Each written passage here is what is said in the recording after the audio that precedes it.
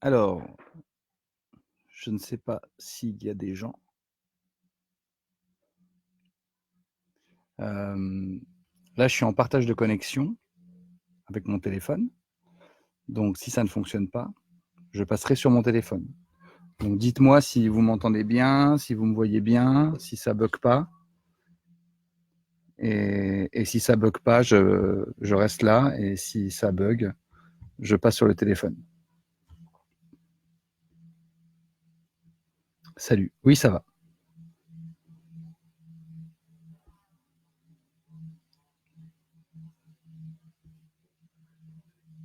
Parfait. Alors, tout le monde m'entend bien. Parfait.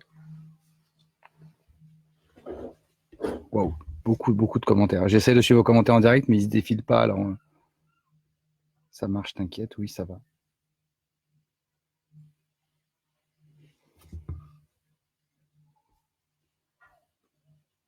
Ça bug pas. Youpi. Alors, ça va. Oui, ça va.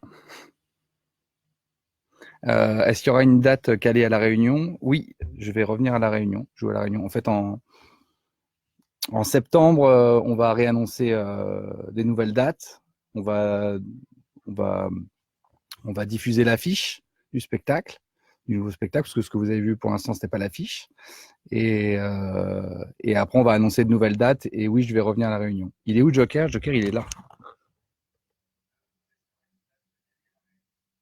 Voilà. Joker est ici. Ah, excusez-moi, il y a plein de dates. Une deuxième date prévue sur Lyon. Oui, on va doubler la Bourse du Travail parce que la première est déjà complète. Enfin, presque complète. Il reste quelques dizaines de places. Et donc, du coup, on va réouvrir une autre date pour Lyon. Je suis très content.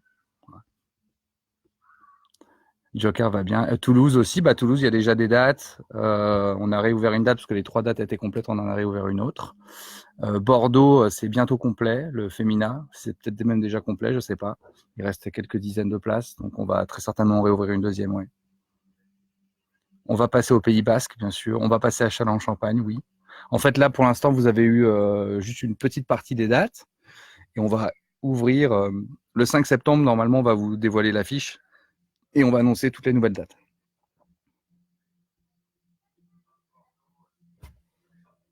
Attendez, juste un instant.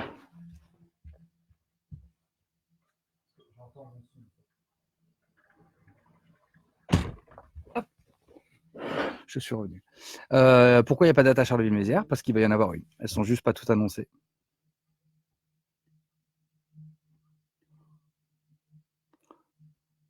Donc Charleville, ouais, je vais venir. Alors attends, j'essaie de suivre tous vos commentaires. J'ai adoré que tu mettes Madame Marchizet dans ton DVD. Alors là, personne ne comprend si on ne connaît pas Madame Marchizet. C'est ma professeure de musique que j'ai et de théâtre. Enfin, c'était ma professeure de musique qui donnait aussi les cours de théâtre. Et oui, elle était dans le DVD parce que je l'aime beaucoup.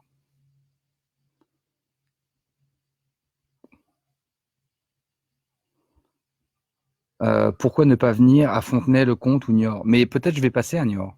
En fait, vraiment, avec Vente de pièces à Beyrouth, on a fait à peu près plus de 300 dates. Là, on en a annoncé une cinquantaine. Si ça continue de réserver comme ça réserve en ce moment, je pense qu'on en fera au moins autant. Donc, il y a aucune raison que je ne passe pas à à Niort. Le Québec aussi est prévu. Oui, oui, bien sûr, on va revenir au Québec.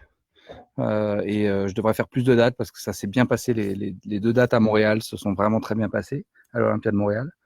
D'ailleurs, c'est Laura Lone là qui va venir jouer à Montréal aussi, dans la même salle. Et du coup, je vais revenir au Canada et faire normalement plus de dates. Donc, je suis très content. Alors, un lancer de cailloux à Joker pendant le live, ouais, je m'y attendais un petit peu. Alors oui, on peut. Alors, il réussit pas à chaque fois, hein, pratiquement chaque fois. Mais... Ah bah, ah oui, c'est pas. Il est devant avec son caillou. C'est son jeu favori. Alors, je vais essayer de vous montrer ça. Alors.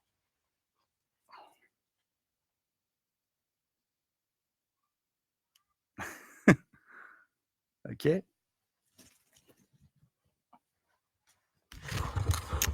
n'y a plus qu'à attendre. Peut-être qu'il ne va pas la ramener. Alors, c'est les nuits en hôpital. Comment c'était les gardes en hôpital psychiatrique? C'était très, très agréable, les gardes que j'ai faites. parce que pour que tout le monde comprenne bien, pour le nouveau spectacle qui va traiter de la santé, donc je travaille comme sur les autres spectacles, donc j'essaie de faire aussi des immersions. Donc je suis allé faire des gardes en hôpital psychiatrique. J'en ai fait 3. J'ai fait 2 gardes de nuit et une garde de jour, ce qui était vachement bien. C'était très instructif. C'est un domaine qui m'intéresse beaucoup, la psychiatrie. Je vais en parler dans le spectacle, vous verrez. Et puis, et donc c'était très enrichissant. Puis c'était génial d'être avec le personnel soignant. Et j'ai d'autres gardes qui sont prévus en dehors de Paris aussi.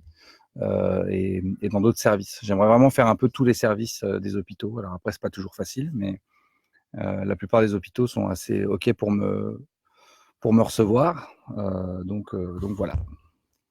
Alors je suis désolé, il y a tellement de commentaires. Il y en a 1000. Ah, Joker, ah. Je crois que c'est le même.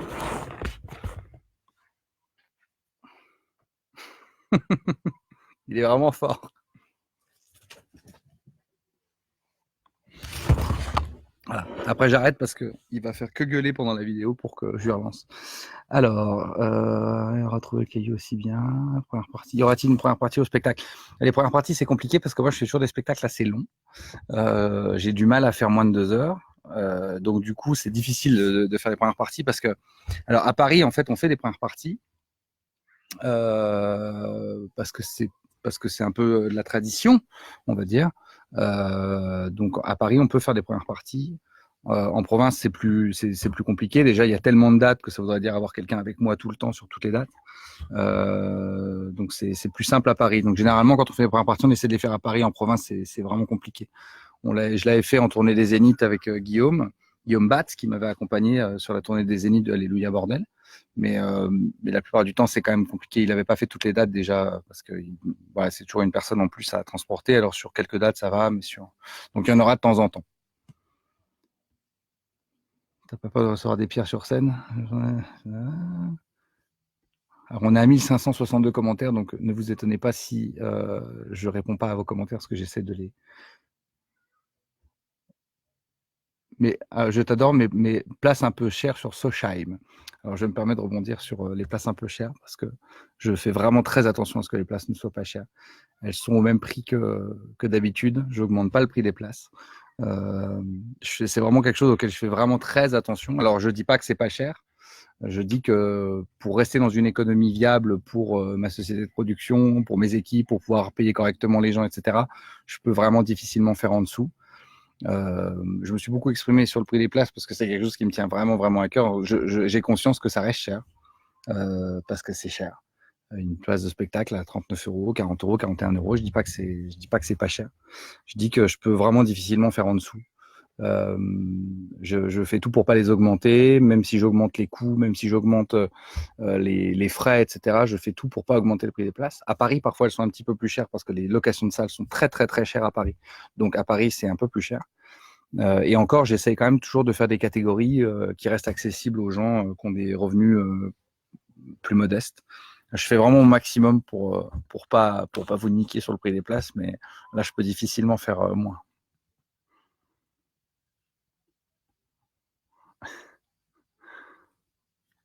Alors, je vais avancer un peu. Non, tu lis les 1500 commentaires et puis c'est tout. J'aimerais bien. Hein. Je peux pas. Non, je pompe pas mes vannes aux USA aussi.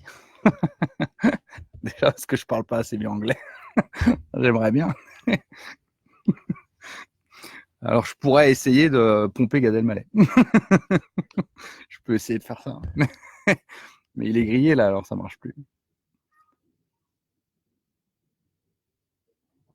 Ah, je vois Laurence Lorty qui m'écrit, qui est la personne qui m'a fait confiance pour venir à Montréal. Je suis content d'avoir vu ton message, Laurence.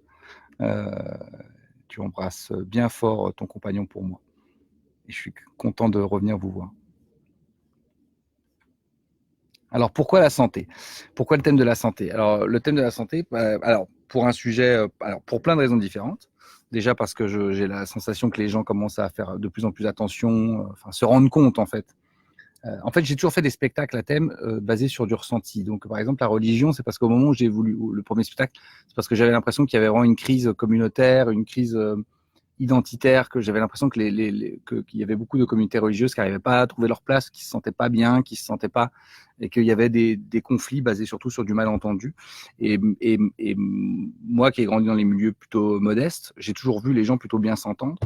Et je comprenais pas trop ce que la presse essayait de nous raconter. On avait vraiment l'impression que les gens étaient on avait vraiment l'impression que tout le monde se tirait dessus, que tout le monde se détestait, et c'était pas représentatif de ce que moi j'ai pu vivre au quotidien. Alors, ça veut pas dire qu'il n'y a pas des gens qui délirent, pas des gens qui sont racistes, pas des gens qui sont islamophobes ou antisémites ou je sais pas quoi. Bien sûr, il y a toujours des gens comme ça, mais j'avais pas la sensation que c'est la majorité. Et donc j'avais l'impression que la presse en faisait beaucoup sur ça et que les gens avaient besoin qu'on remette un petit peu les choses à leur place.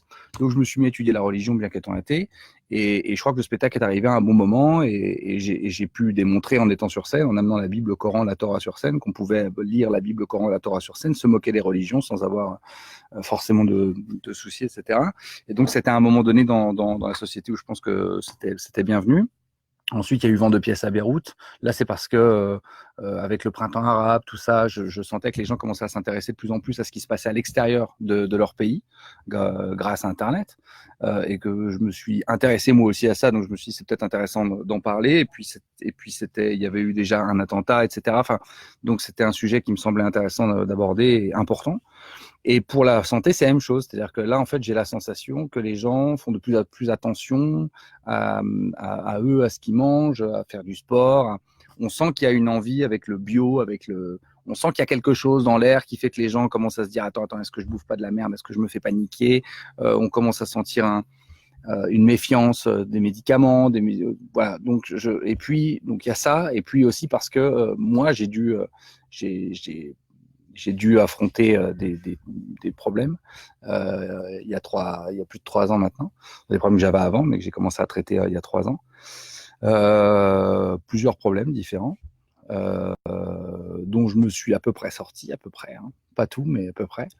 Et du coup, je me suis dit que c'était important aussi que j'en parle, parce que peut-être si j'expliquais ce que moi j'avais vécu et ce que moi j'avais subi, et ce dont je m'étais sorti pour le moment, et dont certaines choses dont j'étais en train de me sortir, je pensais que ça pouvait aider aussi certaines personnes. Donc je vais faire des vraies révélations dans ce spectacle sur ma vie privée, des trucs que j'ai jamais dit avant, et je pense que c'est très bien que je les ai pas dites avant, parce que je pense que j'étais pas prêt à en parler. Mais là, je vais vraiment vous raconter des trucs très durs de ma vie personnelle. Alors, je vais pas tout vous raconter, parce qu'il y a toujours un parti du jardin secret. Puis parce qu'il y a des choses qui concernent aussi, voilà, vraiment la vie privée, la famille et tout ça. Donc, je vais pas tout raconter, mais je vais raconter en tout cas les difficultés que moi j'ai eues et ce que j'ai dû affronter, qui n'était pas simple. Et parce que je pense que j'ai eu besoin d'avoir la. C'est un peu étrange de dire ça comme ça, mais j'avais besoin de sentir que je pouvais vous faire confiance. Et inversement, je pense que les spectateurs, comme disait tout à l'heure le spectateur pour Sochheim qui dit que les places sont chères, j'ai conscience quand on vient voir un spectacle à 3, que c'est 40 euros, que 120 euros sur un budget, c'est énorme. Et je crois que tout le monde, c'est pour ça qu'il y a beaucoup d'humoristes à la télévision, beaucoup à la radio, mais qu'il y en a très peu qui remplissent les salles, parce que vous faites confiance finalement à très peu de gens. Et vous avez raison, c'est très bien. Et je crois qu'il y avait besoin de cette relation de confiance. Et maintenant, je me sens prêt à en parler aux gens de ce que j'ai vécu, parce que je pense que ce sera bien pris. Et il y a des choses qui sont difficiles à expliquer sans j'avais peur d'être jugé, j'avais peur de mal l'expliquer, j'avais peur. Il y a des choses que je vais expliquer, que je vais raconter de moi, de mes comportements et tout, qui s'ils sont mal interprétés, pourraient porter au jugement, et ça me ferait de la peine de me sentir jugé alors que je vais me dévoiler. Et là, maintenant, je me sens prêt à bien le raconter, je me sens prêt à essuyer les critiques s'il y en a, et j'ai suffisamment confiance dans les gens pour me dire que c'est le moment d'en parler. Voilà. Mais ça va pas être évident. Je ne l'ai pas encore écrit d'ailleurs, cette partie, c'est la partie que je vais écrire, je pense, en dernière, parce que c'est un truc un peu plus. Voilà. C'est pas un truc que j'ai l'habitude de faire. Donc voilà. Est-ce que je vais aborder le thème du cancer dans le spectacle? Oui, je vais aborder le thème du cancer, bien sûr. Est-ce que je vais parler des psychotropes? Je vais parler des maladies psychiatriques. Donc oui, je vais parler de psychotropes, certainement. Enfin, je sais pas si je vais parler spécifiquement des psychotropes, mais... Enfin non, pardon, j'avais mal lu. Non, j'ai mal lu, pardon, des psychotropes. Oui, je vais parler des psychotropes. J'avais compris neuroleptique. J'avais mal interprété, j'avais mal lu. Donc oui, je vais parler des addictions aussi, donc je parlerai des psychotropes.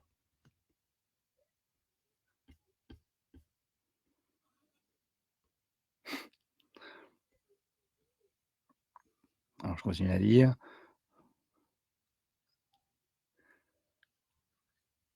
As-tu trouvé les thèmes des prochains duos impossibles? Non, j'ai pas le thème encore des prochains duos impossibles. J'ai pas encore le thème. Je m'y suis pas mis. J'avoue que là, je suis très concentré sur le nouveau spectacle et sur mon film que je suis en train d'écrire. Donc du coup, là, j'ai beaucoup ces deux thèmes en tête. Il y a plusieurs projets d'écriture qui sont importants en ce moment, dont le nouveau spectacle d'Éric Antoine aussi que je coécris.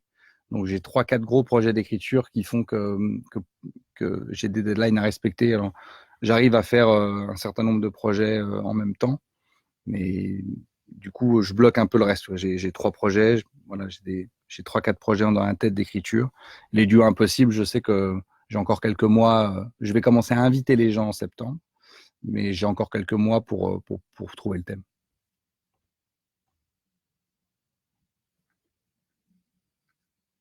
Eh, vous êtes 2000, c'est bien.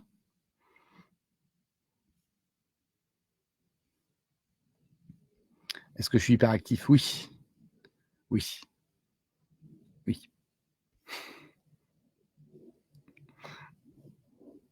Comment je fais pour tout faire en même temps? En fait, je fonctionne vraiment comme une dynamo.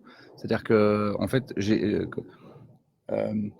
plus je fais de choses, plus j'ai d'énergie pour en faire. Donc en fait, faire un seul truc pour moi, c'est beaucoup plus compliqué que d'en faire plusieurs. C'est-à-dire que même quand j'écris par exemple un sketch, je suis obligé d'écrire un sketch en faisant autre chose en même temps.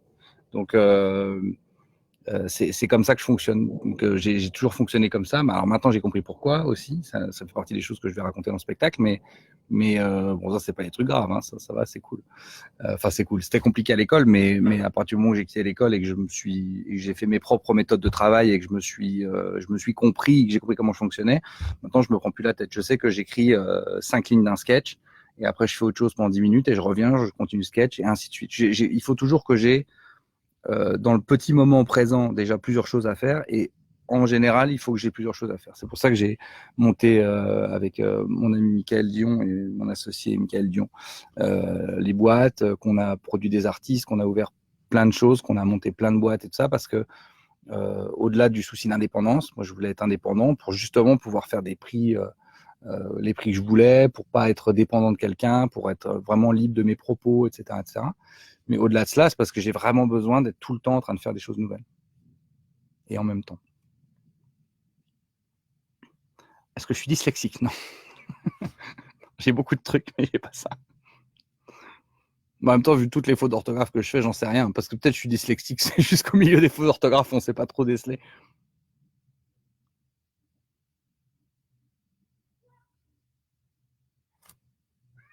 Quel spectacle a été le plus difficile à écrire sur le plan éthique et humain?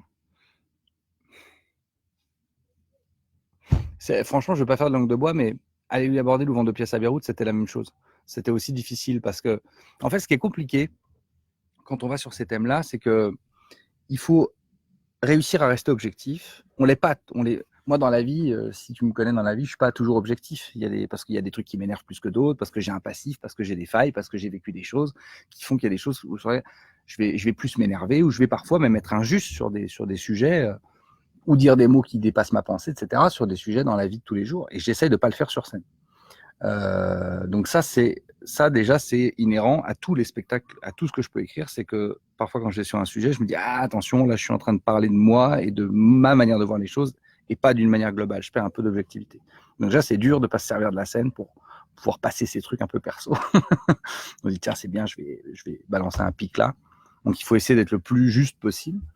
Et puis ensuite, sur la religion, c'était difficile parce que je voulais pas que les croyants se sentent attaqués.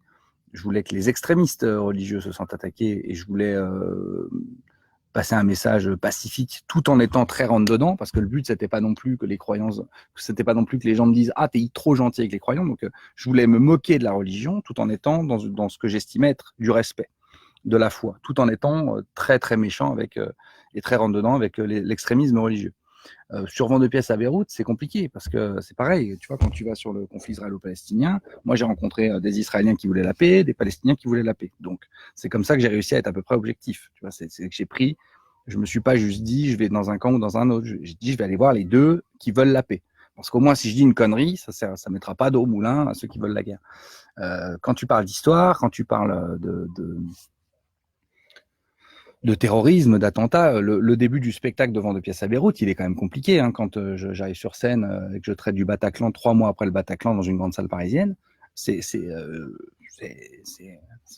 pas facile. Donc il y en a pas un qui était plus facile que l'autre.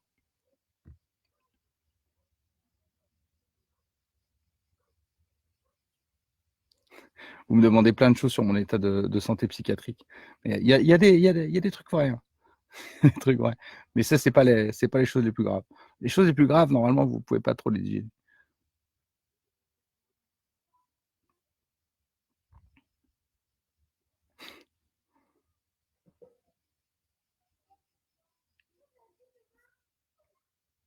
Attends, j'essaie de vous suivre. Hein.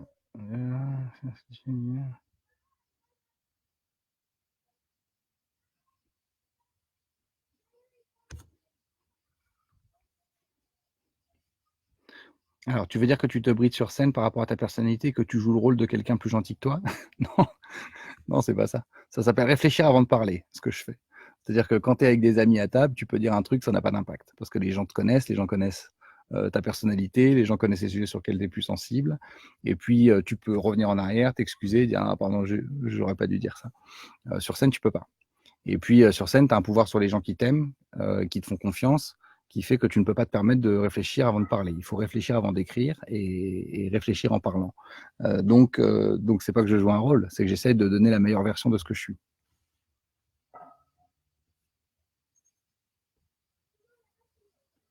Est-ce qu'il y a des sujets que j'ai du mal à aborder dans le spectacle? Non. Il n'y a pas de sujet que j'ai du mal à aborder. Non. Non, ce qui est difficile, c'est là, par exemple, sur le nouveau spectacle sur anesthésie générale, c'est de trouver des choses qui vont autant surprendre que sur Vent de pièces.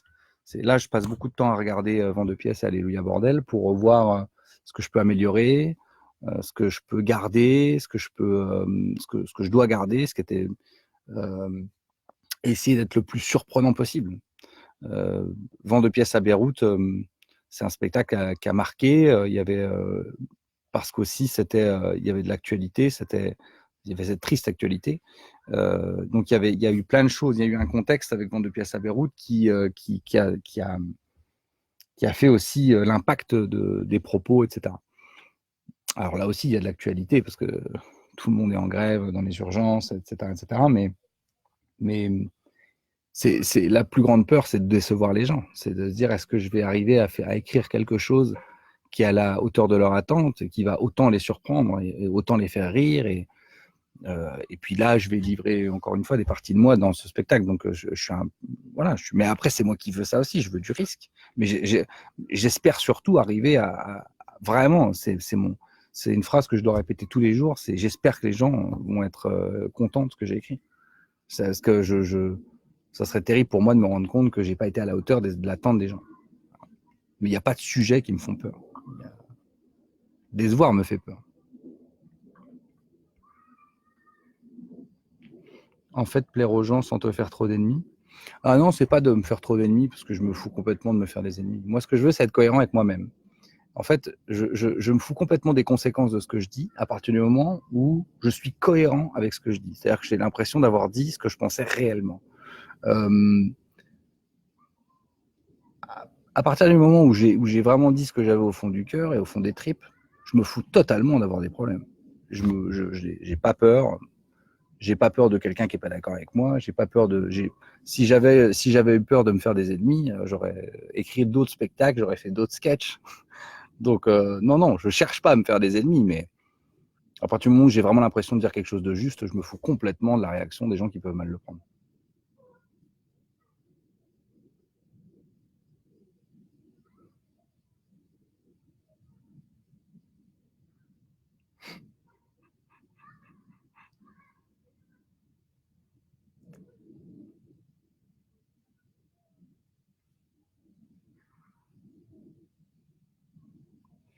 Est-ce qu'il y aura encore des sketchs sur les ONG dans l'anesthésie générale? Bah, je sais pas.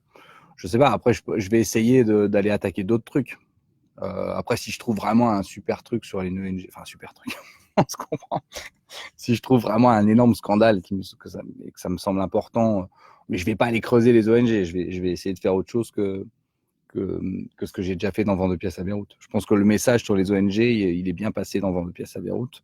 Donc, je vais essayer d'en faire passer d'autres. Mais on ne sait jamais, hein, si demain, il se trouve qu'il y a quelque chose sur une ONG que je trouve ou qu'on m'envoie, quoi, et que je me dis, tiens, c'est cool de le traiter, alors je le traiterai.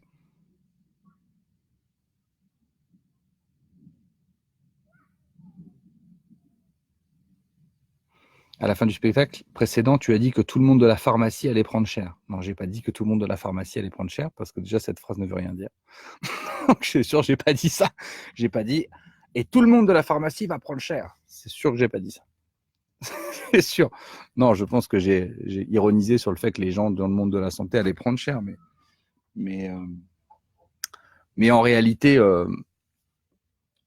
c'est comme d'hab, hein, c'est que je vais pas aller je vais pas aller, comment dire, je m'attaque aux injustices généralement. Donc, si tu te fais attaquer, c'est que t'es pas du bon côté.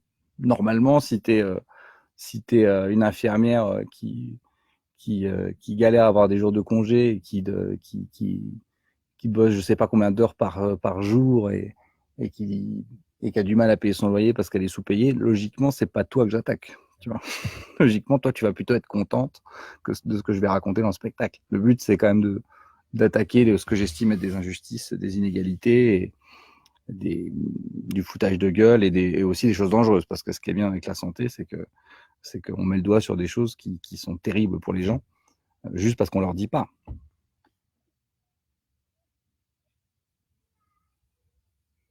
Il y a Christophe Fauvel qui me dit rescapé du Bataclan. Honnêtement, c'était au départ pas facile dans deux pièces à Beyrouth. Et je le comprends totalement. Je comprends vraiment qu'au départ, pour des gens qui étaient rescapés du Bataclan ou qui l'avaient vécu de l'intérieur, je peux totalement entendre que c'était difficile comme spectacle. Je ne sais pas si c'était la meilleure idée d'ailleurs de venir me voir, mais je pense, et je continue de penser, et je pense que c'est pour ça que le spectacle a marché, c'est que je l'ai fait avec le cœur, c'était ma manière à moi de rendre hommage aux victimes, et c'était ma manière à moi d'essayer d'aider les gens qui avaient été choqués par ça, dont je faisais partie. Hein. Donc c'était vraiment pour créer un exutoire, et c'était ma manière à moi de rendre hommage aux victimes. Malheureusement, je suis pas peintre, hein, je peux pas faire un tableau. Moi, je fais des sketchs d'humour noir. Alors ma manière à moi de rendre hommage, c'est de le faire ça. C'est un hommage un peu particulier, mais c'est un hommage quand même.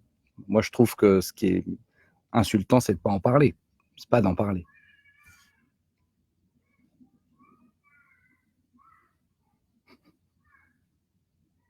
Attends, j'essaie de lire tout. Vas-tu parler de la grossophobie de certains médecins?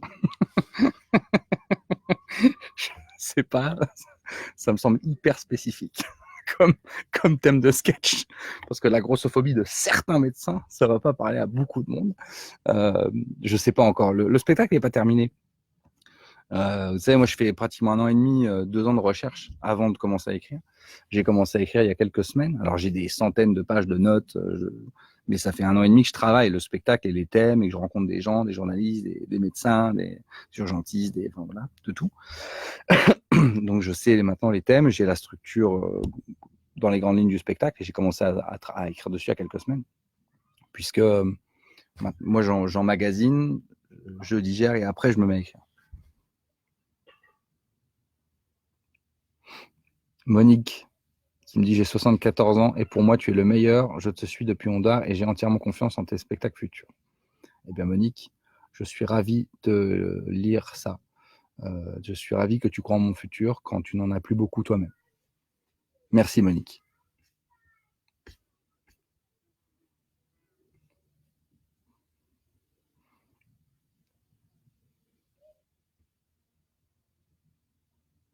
Alors, est-ce qu'on va rééditer le premier livre? J'espère. C'était pas moi l'éditeur du premier livre, ni du deuxième d'ailleurs.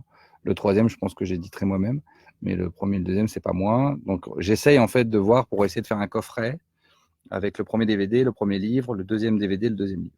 mais c'est très compliqué parce que c'est pas les mêmes éditeurs, c'est pas des DVD, des machins, c'est très compliqué. Donc il faut que tout le monde se mette d'accord. Et comme moi, en plus, je veux que tout ça soit pas cher, mettre tout le monde d'accord sans argent, c'est très compliqué. Mais j'essaye.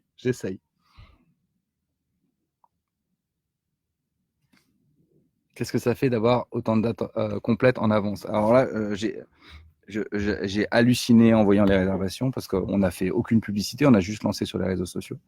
Pour vous donner une idée, vente de pièces à Beyrouth, je l'avais ouvert en avril, donc pour une première date en janvier, donc à peu près à un mois ou deux près, à peu près un an avant, comme celui-là. Et en 2 mois, avec vente de pièces à Beyrouth, j'avais vendu 3500 tickets, ce qui était déjà exceptionnel et j'étais déjà hyper content. Donc là, on en a vendu, je crois qu'on a dépassé les 25 000 tickets à peu près sur les mêmes périodes. Donc c'est incroyable. Alors je ne sais pas si je vais avoir le même nombre de spectateurs, c'est juste qu'ils se dépêchent d'aller prendre les places, ou s'il va y avoir encore plus de spectateurs sur ce spectacle. J'espère qu'il y aura encore plus de spectateurs. Moi, si je peux jouer tous les jours, je jouerai tous les jours. Mais en tout cas, alors c'est très émouvant parce que je me dis, bon, bah, c'est que vraiment vendre de pièces à Beyrouth leur a plu.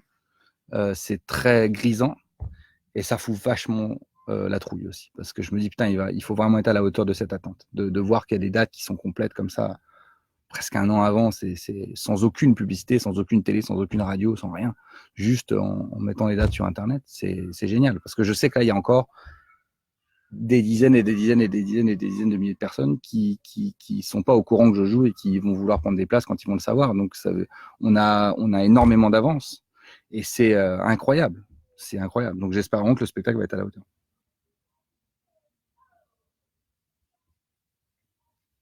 As-tu rencontré quelqu'un d'une agence régionale de santé? Oui, oui, oui. Comment tu choisis tes coms? C'est ce qui arrive vraiment sous mes yeux pour le coup. Comment tu vas faire pour parler en grande partie du corps médical en si peu de temps? J'ai pas dit que je parlais en grande partie du corps médical. J'ai dit que j'allais parler de la santé et dans les sujets de la santé, je vais évidemment parler des problèmes. J'ai essayé de comprendre ce qui se passait. Pourquoi le personnel soignant souffrait autant. Et bon, c'est pas compliqué, hein, de toute façon, c'est l'argent, hein, c'est toujours le grand problème. Donc je vais en parler, ouais, mais je vais pas passer 2 heures sur là-dessus. Je vais parler de plein de sujets qui concernent la santé, qui me semblent importants. Après, c'est compliqué, hein, la santé. Vous avez 1 milliard de thèmes. Alors c'est moi qui me dit bon bah je vais prendre ça, je vais prendre ça, je vais prendre ça, en me disant j'essaie de prendre les thèmes qui vont parler à beaucoup de gens. Et quand c'est des thèmes qui paraissent pas parler à beaucoup de gens, le développement fait que normalement, ça peut faire comprendre des choses générales. Enfin, j'essaie toujours d'avoir des trucs qui vont parler au maximum aux gens.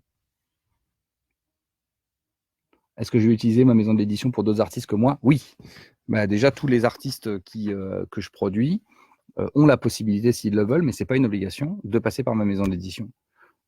Par exemple, pour Laura Lone, on lui a fait la proposition pour le DVD. On lui a dit, tu peux passer par une maison d'édition autre, il n'y a pas de problème. On te fait un contrat, etc., avec quelqu'un d'autre, ou tu peux passer chez nous.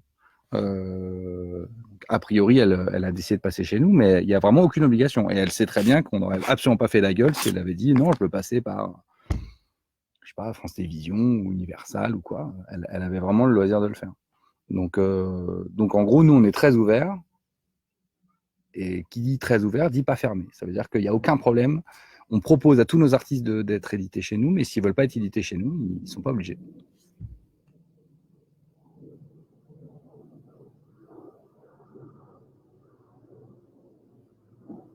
J'espère qu'on te verra un jour en Algérie. Eh ben, j'espère pouvoir venir un jour en Algérie. Je suis jamais venu. Déjà, je suis même pas venu en Algérie une seule fois pour visiter. Il paraît que c'est magnifique. Et j'ai pas vu. Donc, mais j'espère aussi. Moi, si c'était que moi, je jouerais dans le monde entier. Normalement, je vais jouer en Asie avec ce spectacle. Donc là, on essaie vraiment d'aller partout. Logiquement, on va faire les États-Unis, le Canada, l'Asie, j'espère l'Afrique. Bon, la France, bien sûr, la Suisse, la Belgique, etc. Et partout où on m'invitera, je viendrai.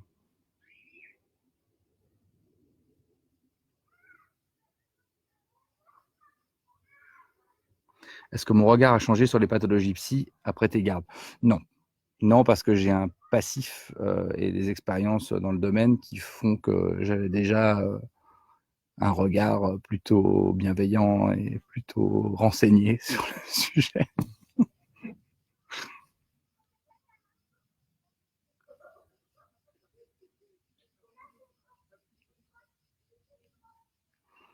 Je travaille dans un hôpital, il n'y a plus d'humanité, le patient est devenu un vrai client, vas-tu traiter ce sujet? Oui, bien sûr.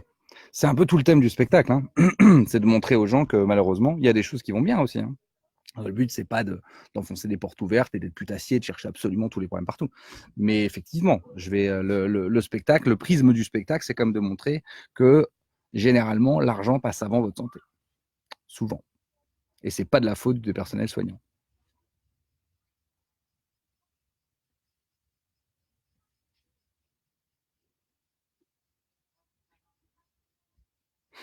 Alors, on produit quel artiste? Alors, on produit Laura Lone, on produit Guillaume Batz, on produit moi, on produit le festival Smile and Song, donc avec les artistes qui jouent et les duos impossibles.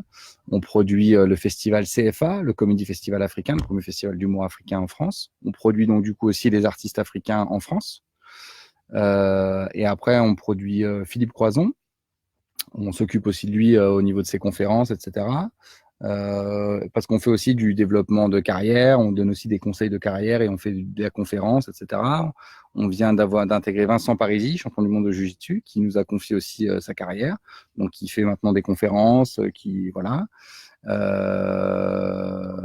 a Maman aussi qui va commencer son spectacle en France et qui va faire aussi des conférences.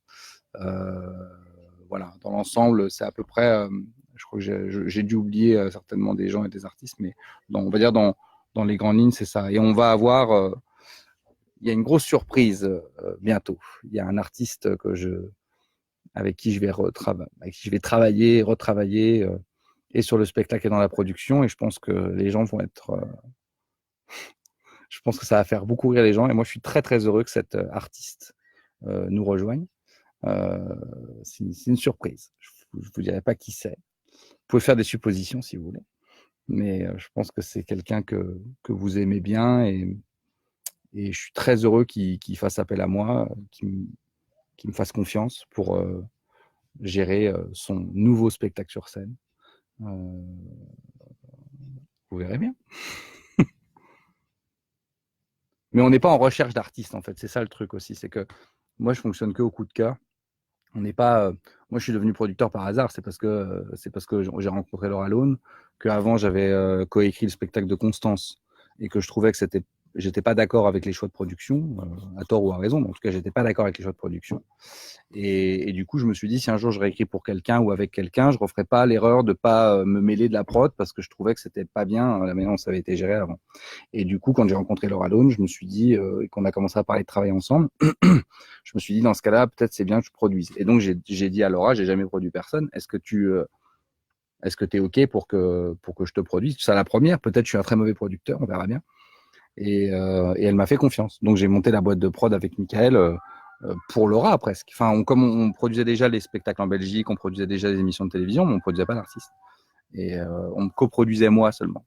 Mais et voilà, elle m'a fait confiance. Et après, c'est des rencontres. Après, c'est Guillaume parce qu'on était voilà très amis depuis longtemps. Après, il y a eu le festival africain parce qu'il se trouve que j'ai ma carrière qui se développe en Afrique, que je vois qu'ils sont pas produits en France. Donc du coup, j'ai envie de le faire. Philippe, c'est un hasard. C'est un ami depuis très longtemps et puis il voulait changer de personne qui gérait sa carrière. Il m'a demandé. J'ai dit OK en disant bon, j'ai jamais fait de conférence et tout ça, mais peut-être on peut arriver à le faire. Je vais engager quelqu'un qui sait le faire et puis ça a marché. Vincent Parisi, c'est parce que ça fait partie de mes coachs et que c'est un ami proche et que c'est un mec incroyable. Et donc, à un moment donné, il me dit, on parle et puis il me dit, j'ai plein de trucs, j'ai la télé, j'aimerais bien faire de la conférence, mais je m'en sors pas, je suis tout seul, je sais pas comment gérer tous ces trucs. Puis je dis, écoute, peut-être on peut t'aider. Et puis voilà. Et tout est un peu comme ça aussi. Et il y a Bernard Werber aussi qui nous fait confiance sur la partie conférence, qui vient juste de se mettre d'accord là-dessus. Donc Bernard va faire des conférences. On va commencer à proposer des conférences de Bernard, qui est pareil, c'est un hasard, c'est que j'adore Bernard Werber, on se rencontre, on déjeune, on devient très amis. Ça fait des années que je connais Bernard. Et puis à un moment donné, il me dit, j'aimerais bien faire des conférences. Je dis, bah, écoute, nous on le fait, on le fait déjà pour plusieurs artistes, ça marche bien, est-ce que tu veux qu'on t'aide? Voilà. Et comme on est plutôt honnête, c'est-à-dire qu'on travaille beaucoup pour les artistes et que on n'exagère pas sur nos tarifs, je pense que les gens sont contents et voilà. Mais en fait, on fait toujours passer l'artiste avant l'argent. Donc, mais tout simplement parce que c'est une société de production. Moi, j'ai pas besoin de ces artistes pour vivre parce que j'ai ma carrière. Donc, j'ai jamais fait ça pour l'argent. Alors après, ce qui est bien d'en gagner, c'est que je peux réinvestir sur d'autres gens et puis ça permet de faire des projets, etc., etc. Mais si demain j'ai plus d'artistes, ça change rien à ma vie. Donc, du coup, je suis pas motivé par l'argent. Je pense que c'est ce qui fait qu'on fait les bons choix. Et voilà. Alors, des fois, les artistes sont pas toujours d'accord avec nos choix parce que des fois, ça leur fait peur. Je dis, mais non, ça faut refuser, ça faut refuser, ça faut refuser. Faut pas faire cette émission, faut pas faire ça, faut pas faire ça. Des fois, les artistes, ça leur fait peur. Et je leur dis, mais il faut être sur le long terme parce que l'important, c'est la sincérité du public. C'est pas se montrer à la télévision. L'important, c'est d'être sincère avec les gens. C'est vraiment ça le plus important. J'ai vu passer le nom de l'artiste qu'on va produire à la rentrée. Le nom est passé. Je vous dirai pas qui, mais le nom est passé. Et il y a quelqu'un qui me dit que je suis trop bavard. Personne t'en. Mais mec, mais dégage. Tu viens sur mon live Facebook et tu me reproches de parler.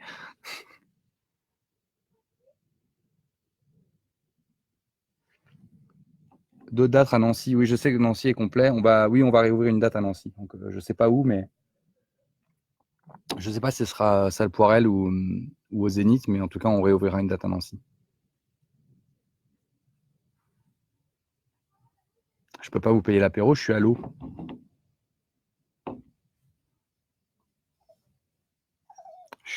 Il y a Joker qui veut que je relance son caillou. 2 secondes.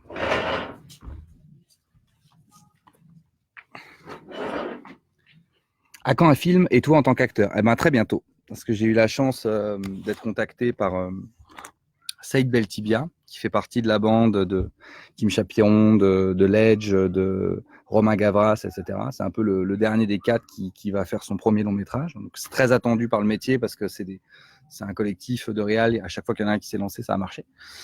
Et il se trouve qu'il y a quelques mois, un dénommé Saïd me téléphone et me dit qu'il est réalisateur et qu'il a une idée d'histoire et qu'il aimerait que j'interprète le premier rôle et que j'écrive l'histoire, que je développe le scénario avec lui. Du coup, là, on a rendu la V1, enfin, on rend la V1 là, du scénario en fin août, puisqu'on est en août.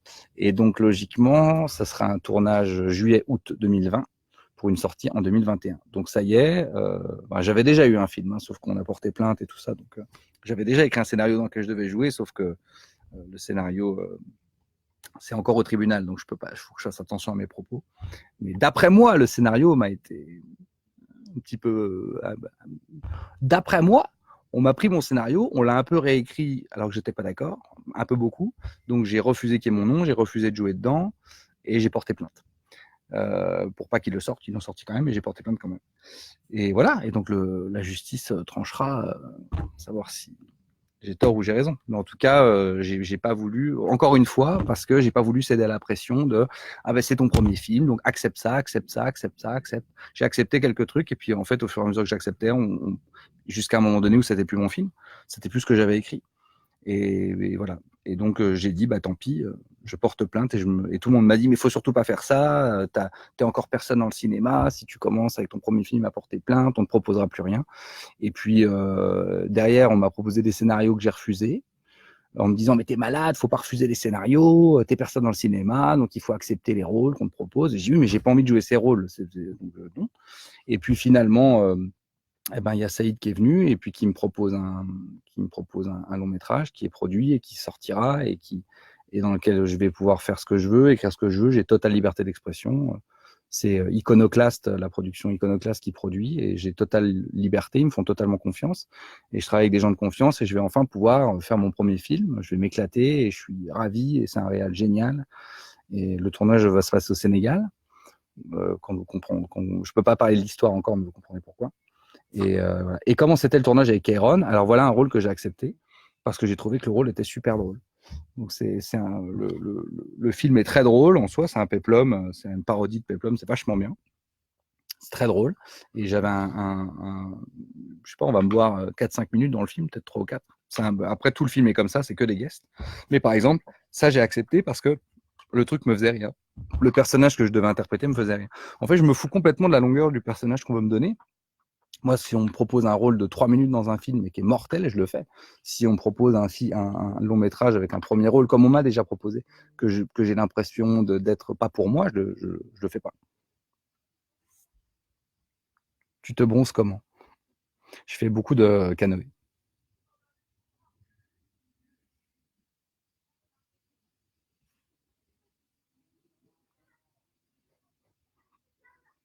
Tu as raison, au Sénégal, les acteurs sont moins chers. C'est pas pour ça.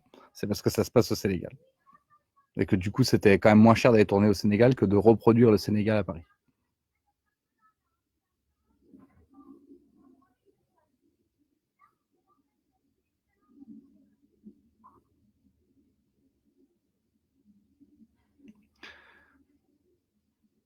Oui, on peut toujours me voir après les spectacles parce que je fais toujours des séances de dédicace. Donc, je dis ça pour quelqu'un qui me dit à la gauche, Bravo. Est-ce que dans le 44, est-ce que tu pourras venir, machin. Donc oui, après les spectacles, je fais toujours des dédicaces. Je les lis pas tous les commentaires très gentils que je lis, mais que je les lis pas à voix haute, mais je les lis. Hein, c'est très très gentil. Qui nage plus vite, moi ou Joker? C'est moi. Joker a très peur de l'eau, mais c'est un peu ma faute. Il a peur de rien, Joker, mais j'avoue, c'est ma faute quand il était bébé. Je voulais lui faire aller dans l'eau, et donc on était au bord d'une rivière, enfin d'une petite rivière. Hein. N'allez pas imaginer que on était au bord d'un rapide. C'est une petite rivière avec pas beaucoup de fond et pas de courant. Et puis, je lui lançais le bâton, tout ça. Et puis, il peinait un peu à y aller. Et puis, je l'ai un, un, petit, un petit peu poussé dans l'eau. Il a flippé. Et depuis, il veut plus trop aller dans l'eau. Alors, il patauge, hein, il va dans l'eau un peu. Il met ses pattes comme ça. Et dès que j'approche, il me regarde l'air de dire, me refais plus jamais ça. C'est notre petit point de 10. Mais c'est ma faute. J'aurais pas dû le forcer. Tu accepterais de jouer dans un des films de Kaamelott? Oui, si le scénar est bien, mais Alexandre Astier a beaucoup de talent, donc je pense que ouais, ça m'aurait fait marrer de jouer dans un truc de Kaamelott. Mais on se connaît pas avec Alexandre Astier. Il y a beaucoup de gens qui me parlent de lui et qui font référence à lui, mais pour le coup, j'ai pas eu la chance de le croiser encore. Mais je trouve que c'est quelqu'un qui a beaucoup de talent. Donc ouais, je serais ravi et flatté si un jour je jouais dans quelque chose qu'il écrit, parce que c'est vraiment quelqu'un qui a beaucoup de talent. Oui, je vais faire des promos télé à la rentrée. Lesquels, je ne sais pas. Je sais pas. Vous savez, c'est un peu étrange là, parce que quand j'ai fait Alléluia Bordel, ça a eu un gros succès en salle, mais on n'a pas voulu du tout me. Je dégage les moustiques. On n'a pas du tout voulu me donner les. On m'a pas trop invité dans les médias. Je sortais de France 2 et en fait, Alléluia Bordel, le spectacle a vachement marché en salle, mais j'étais très peu invité sur les chaînes de télé. C'était très dur de me faire inviter parce que j'avais l'image France 2, je sais pas quoi. Bon, moi, je comprenais rien.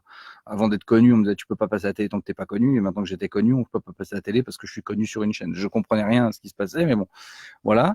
Après, avec Vent de pièces à Beyrouth, j'ai eu du monde dans les salles avant la presse. Et puis, quand il y a eu et puis ça a commencé à vachement réserver. Donc, je m'inquiétais. J'ai commencé à être reçu de plus en plus sur des plateaux télé. Mais c'est vraiment quand j'ai eu le débat avec Manuel Valls, c'est là où ça a débloqué beaucoup de journalistes.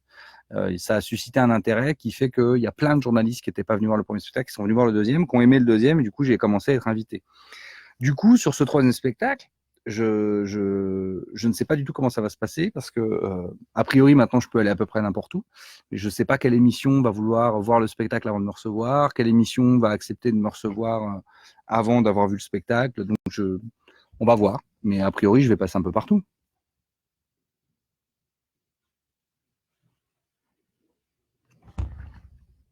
Pitié, pas TPMP, plutôt quotidien. Non, je n'irai pas à TPMP, vous pouvez être rassuré. Je ne vais pas à TPMP. Je n'irai pas faire ma promo à TPMP.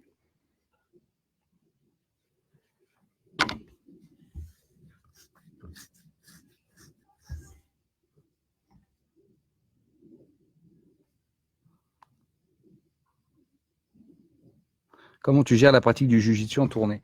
Eh ben, je continue de m'entraîner. En fait, quand je suis pas en tournée, je m'entraîne.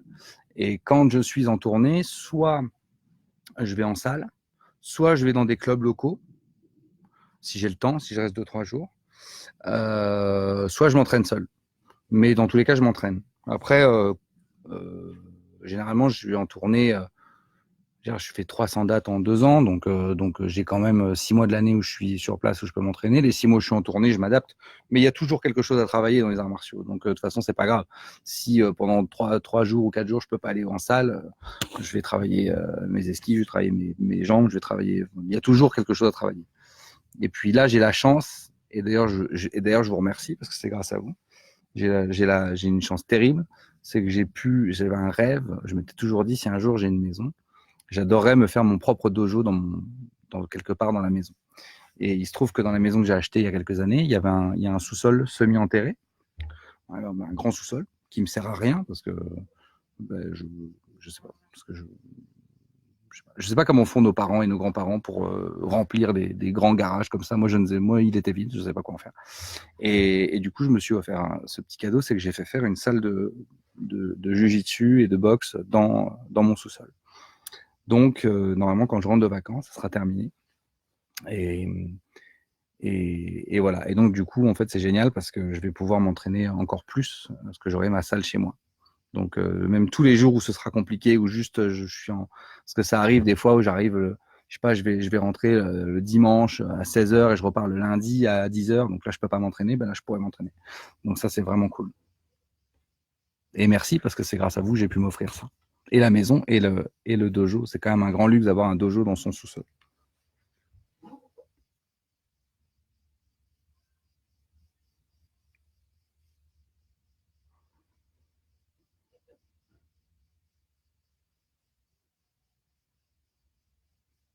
Est-ce que j'ai des tatouages? J'en avais un, là, sur l'omoplate, à droite, que j'ai fait enlever.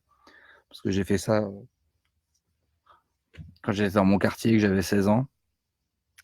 J'ai fait marquer un truc stupide en lettres japonaises. Et puis, il était dans mon dos, alors je l'avais un peu oublié. Et puis un jour, quelqu'un m'a rappelé que j'avais ça dans le dos. Et je me suis dit, ce serait peut-être bien d'enlever quand même. Parce que j'assumais pas trop de devoir expliquer ce que ça voulait dire et pourquoi j'avais fait ça. Et je m'étais fait tatouer par un mec dans mon quartier qui s'appelait l'Indien. C'est pas une connerie, je vous raconte. Dans mon quartier, il y avait un tatoueur qui s'appelait l'Indien, qui est pas le plus brillant des tatoueurs de la région. Hein. C'était pas le plus ouf. Et il s'appelait l'Indien parce que c'était vraiment un Indien, mais un Indien d'Amérique, tu vois. Il était vraiment typé Indien d'Amérique. C'était assez marrant. Et dans son tout petit studio, il avait en permanence une petite télé en noir et blanc où il y avait des westerns qui passaient en permanence. Voilà, je me suis fait tatouer par cette personne. Heureusement que c'était pas un truc trop compliqué.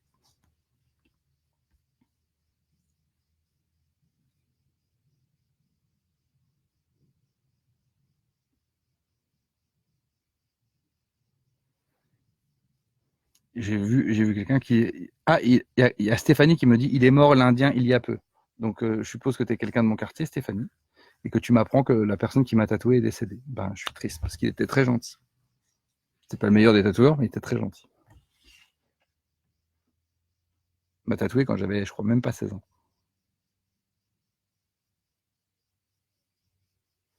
Pourquoi tu portes pas de barbe? Parce que j'ai pas de barbe. Elle est pas très uniforme, ma barbe, tu vois. Elle est pas très, elle est pas ouf. Mais oui, l'Indien rue du Petit Bois. Ah bah ça, c'est quand il avait son, ça c'est quand il a eu sa boutique. Parce que moi, il m'a tatoué chez lui. Il m'a tatoué sur une chaise qui tourne là comme ça. Il m'a mis le buste là sur le dossier. Il m'a dit c'est au cas où tu t'évanouis. Alors à l'époque, il avait pas de boutique. Hein. Mais il y a que des gens qui me disent que l'Indien est mort. Mais il y a que des gens de Charleville et de mon quartier hein, qui sont tatoués clairement.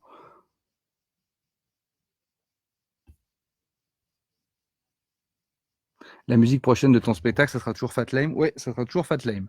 On est en train de travailler d'ailleurs sur la musique du spectacle. Ils m'ont fait une première proposition qui est chamée. Et donc, ouais, ça sera eux, bien sûr. Où en es-tu dans l'écriture du nouveau spectacle? Je suis au début. J'ai plein d'éléments, j'ai plein de choses. Maintenant, il faut les mettre en forme. Je suis en train de me faire dévorer par les moustiques. Maintenant, il faut les mettre en, forme, il faut les mettre en application, mais j'en suis au tout début. Après, j'ai assez de notes pour en faire 4.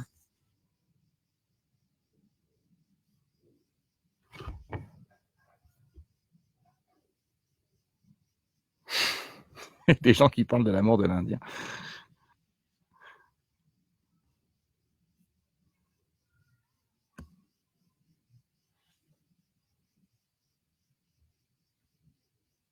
Voilà. Je vois des gens de ma famille qui sont connectés aussi.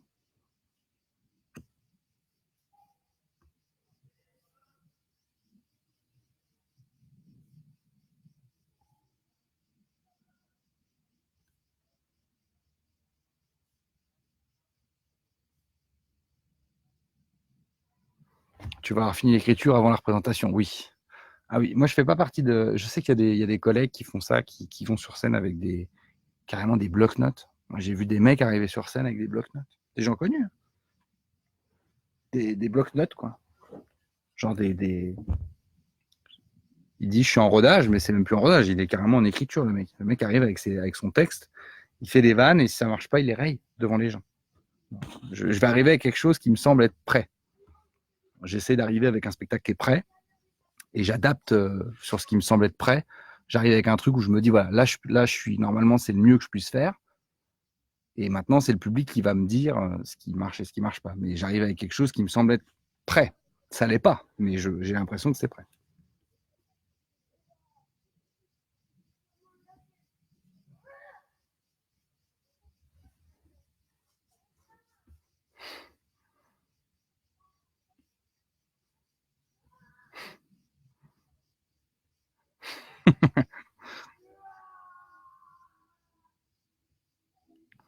Comment tu écris? Est-ce que tu écris tes sketchs totalement isolés avec tes notes, avec ton entourage pro? Tu les testes sur qui? J'ai effectivement, quand j'écris toujours, je lis toujours. Alors, il y a des parties j'écris seul. Des parties quand je commence à être fatigué, etc., et que j'ai besoin d'un peu de stimulation, il y a très souvent Michael Dion, mon bras droit, qui est là, et qui m'aide, qui me stimule et qui m'aide à aller plus loin dans ma pensée, qui trouve aussi des vannes et des trucs très très drôles, comme il a fait sur le livre, comme il a fait sur Vent de pièces à Beyrouth. Il est toujours là, de toute façon, il est jamais loin. Et avec l'ensemble avec Inès Lavieuville aussi, qui est directrice de production, avec qui je partage aussi, mais aussi avec Roxane, avec Julia Moreau, qui s'occupe de la tournée, avec Vini, avec Anthony, enfin tous les gens avec qui on travaille. Sont des gens à qui potentiellement je vais dire qu'est-ce que tu penses de ça, qu'est-ce que tu penses de ça, qu'est-ce que tu penses de ça.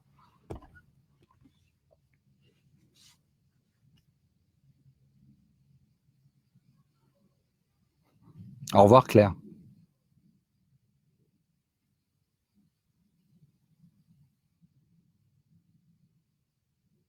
T'écoutes quoi comme musique et tu passes quand à Fort Boyard? Ces deux questions sont vachement. Le Fort Boyard passe en septembre, je crois. Et j'écoute quoi comme musique? J'écoute de tout. J'écoute vraiment de tout. J'écoute beaucoup de rap, mais j'écoute beaucoup de rock aussi. J'écoute vraiment de tout. Voilà, vraiment de tout.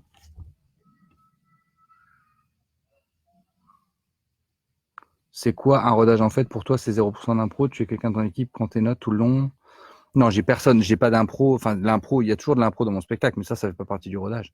Un rodage, c'est juste que ton texte est tout frais et que forcément, c'est quand tu dis aux gens que tu vas faire un rodage, pour moi, parce qu'encore une fois, il y a des gens, pour eux, le rodage, c'est on s'en fout, il y a la moitié qui est pas drôle, c'est pas grave, c'est un rodage. Moi, non. Moi, j'essaye d'arriver avec un truc qui me semble prêt, mais un spectacle, il a vraiment besoin de plusieurs dates avant d'être optimum. Il y a des trucs que tu pensais qui marchent pas. Il y a des trucs que tu te rends compte qu'en le disant sur scène, c'est moins drôle. Et puis le rythme aussi, parce que il y a un rythme et ça se teste le rythme. C'est-à-dire que je prends l'exemple par exemple dans Vent de pièces à Beyrouth, le sketch du monde musulman qui dure, je sais pas, 10, 15, 20 minutes, je sais pas exactement.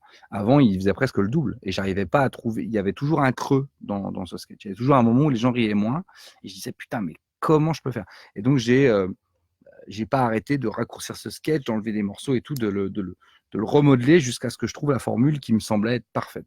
En tout cas, elle marchait 99% du temps. Donc, et ça, il n'y a que en le jouant en public qu'on s'en rend compte. Donc, un spectacle en rodage, pour moi, c'est un spectacle qui est juste, on démarre dans des plus petites salles pour mieux sentir les gens et on sait que le spectacle n'est pas terminé. C'est-à-dire qu'il va être, normalement, il doit être encore mieux après. Mais ça a aussi son charme de venir voir des rodages, parce que du coup, c'est aussi voir le stress de l'artiste qui démarre pour la première fois. C'est plein de choses. Je rejette la pierre à Joker. Ouais, j'écoute Queen, j'adore Queen aussi.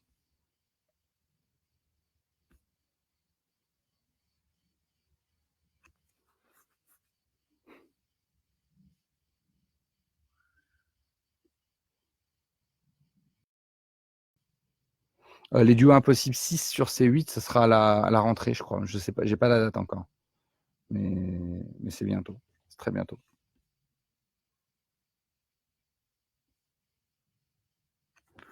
Des trucs pour ne pas stresser. Non, il n'y a pas de truc, mais il faut stresser. Ça n'a aucun intérêt de monter sur scène si tu ne stresses pas.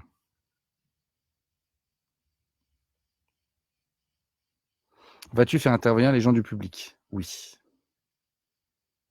Je vais faire intervenir les gens du public dans le nouveau spectacle. Pour tout vous dire, c'est ce que je suis en train d'écrire en ce moment. Mais parce que il y a des gens qui vont vous dire c'est une facilité parce que vous faites rire avec les gens, gna gna gna. Alors oui, si c'est pour faire monter le mec et juste se foutre de sa gueule, évidemment, et lui dire ton pull est moche et t'as une sale gueule, évidemment, ça c'est facile. Mais faire monter quelqu'un du public en étant dans la taquinerie, mais en étant en même temps bienveillant et faire en sorte que la personne passe quand même un bon moment, et pas le faire monter sur scène pour rien, je trouve que c'est quand même vachement bien. Parce que moi, j'aime pas avoir un espèce de quatrième mur.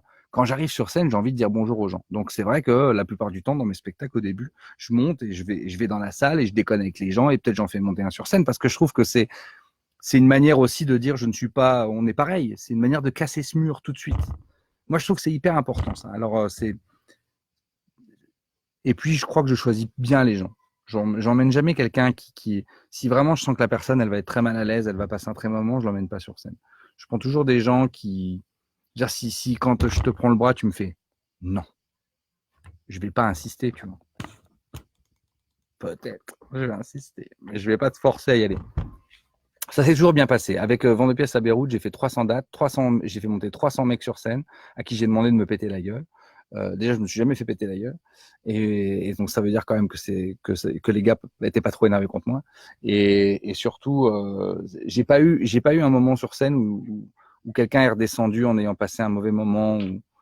Après, il y a plus ou moins d'affinité, ça se passe plus ou moins bien, mais ça n'a jamais été gênant, quoi. Et moi, j'adore faire ça parce que je trouve que c'est descendre. Je le faisais déjà avec Alléluia Bordel, je descendais tout de suite dans la salle. C'est pour dire, on s'en fout, on est pareil, voilà. Après, je remonte sur scène et puis on va un peu plus loin, mais je trouve que c'est cool d'aller voir les gens, quoi. Moi, j'ai envie de vous voir. Je vous ai pas vu depuis 2 ans.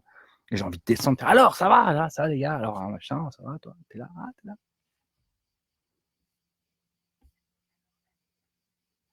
Aimes-tu toujours les dragibus? Bien sûr. J'adore les dragibus.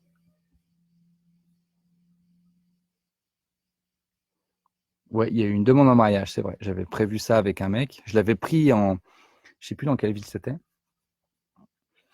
J'avais pris la personne. Il m'avait appelé en fait. Il m'avait envoyé un mail pour me dire qu'il voulait demander sa femme en mariage. Je lui ai dit, bah, écoute, il y a un moment donné dans le spectacle, je fais monter quelqu'un sur scène. Ce que je vais faire, c'est que je vais pas te dire ce que je fais faire à cette personne. Comme ça, tu vivras vraiment le moment.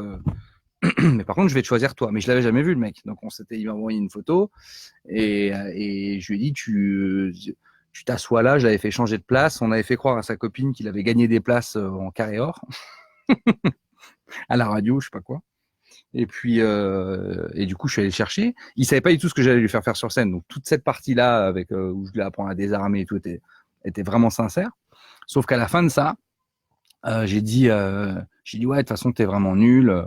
Je vais demander à ta femme, enfin à ta copine, qu'elle vienne t'aider. Je suis allé chercher la copine, du coup, qui est montée sur scène sans savoir, sans se douter de rien. Et au moment où ils étaient sur scène, je leur ai dit, Guillaume a quelque chose à te demander. Puis il a fait sa demande. On leur a fait un petit film de ça.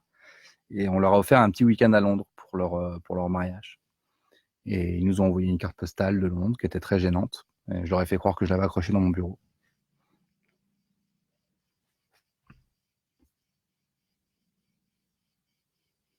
Et Laura Lone, qu'est-ce qu'elle devient? Laura Lone, L-O-W-N-E.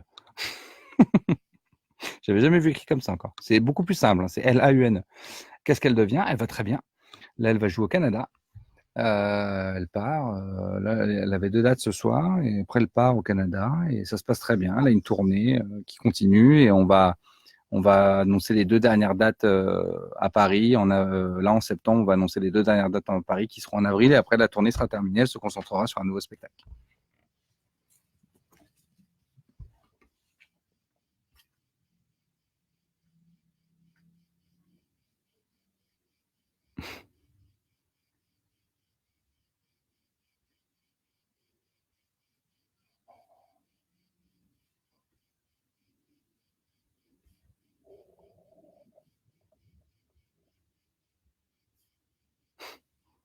Ah oui, oui, alors oui, oui. Ne m'envoyez pas tous des mails pour faire des demandes en mariage, hein. Je vais pas avoir des demandes en mariage. C'est pas vraiment le problème des demandes en mariage, c'est que je peux pas offrir des week-ends à Londres à chaque fois que je vais jouer quelque part. Une fille aussi aurait pu te casser la figure. Alors oui, totalement. Je vais t'expliquer pourquoi j'ai jamais pris une fille à ce moment-là sur scène. Parce que quand je faisais monter les mecs sur scène et que je disais vas-y, vas-y, viens me péter la gueule et tout ça, il y a eu des fois où les mecs ont vraiment joué le truc. C'est-à-dire que sans méchanceté, mais ont vraiment essayé de me faire tomber, je suis tombé sur des rugbyman et tout qui vont essayer de me plaquer et tout. Et donc il y a eu des moments où j'ai quand même, pour pas me péter la gueule, pour pas me faire mal, j'ai quand même dû de temps en temps être un peu, j'ai fait mal à personne, mais j'ai dû y aller un peu quoi pour me défendre. Et donc dans les premières dates, je suis tombé sur un rugbyman qui encore une fois n'a pas du tout voulu me blesser, mais c'est ma faute. Je lui dis vas-y, défonce-moi. Donc le mec me saute dessus. Il était très grand et très balèze.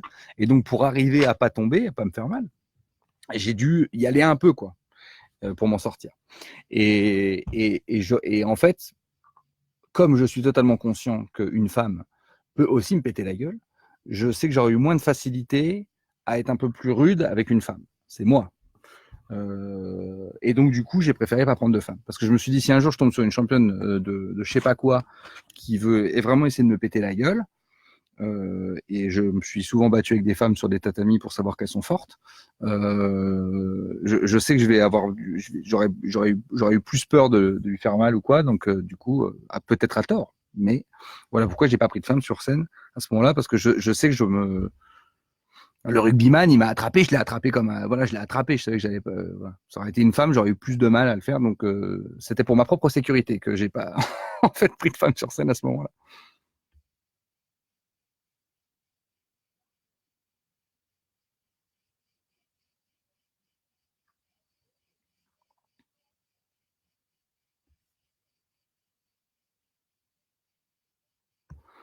Ah, spectacle sur l'éducation nationale. Non, j'ignorais pas ta question. Je l'avais pas vue. À quand un spectacle sur l'éducation nationale? Je sais pas. J'y suis plus- j'ai- Comme j'ai pas fait l'éducation nationale, c'est difficile pour moi d'en parler. Et s'il y a bien un truc, comme je fais que des spectacles où je fais des immersions, s'il y a bien un truc que j'ai pas envie de faire, c'est retourner à l'école pour écrire un spectacle. Oui, je sais qu'il va faire noir, qu'il commence à faire noir. On va encore faire 5-10 minutes et puis je vais arrêter. Les Ivoiriens t'adorent. Ah ben, c'est très gentil. On va être naturel. Vous allez me naturaliser Ivoirien? Putain, j'aimerais bien.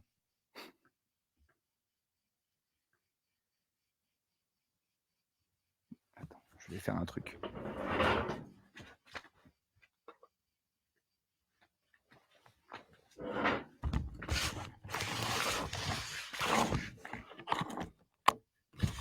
Il est pas mal ce cadre-là.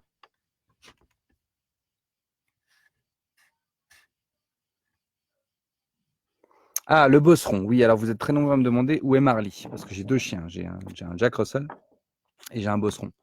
Alors, mon bosseron, ce qui s'est passé, c'est que en avril, je crois, avril ou mars, bon, je crois que c'est en avril, euh, mon bosseron s'est sauvé avec Joker. Hein, tu t'es sauvé. Mmh. Il s'est sauvé. Il a profité que mon portail était mal fermé pour se sauver dans la forêt avec Marley. Parce que j'ai une maison qui est toute collée à la forêt. Donc, je préfère que ce soit dans la forêt que sur la route. Mais donc, ils se sont sauvés tous les deux.